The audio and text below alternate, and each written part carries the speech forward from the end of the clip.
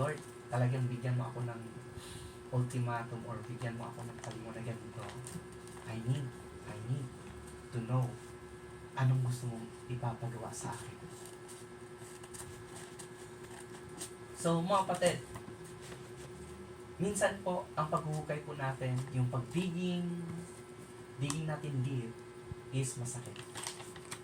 Pinagpapawisan tayo. Nakakapagod. Pero doon sa lalalim, tayo po sa ating foundation po, sa pundasyon po natin, sa ating Panginoon. Oo, una, masakit. Nakatry po ako niya mga kapatid nung nagtrabaho po ako sa aking pinsan. Nagtry ako na nag-construction worker kasi gusto kong kumita. So, naghukay kami ng hukay para sa foundation.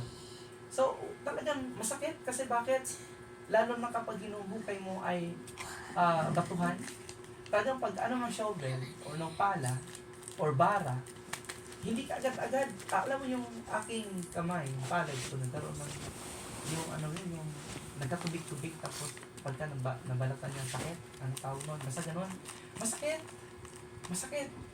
Tapos, sige lang, kasi nga, kailangan mong maghukay ng malalim kasi hindi po pwede. Dapat malalim ang hukay.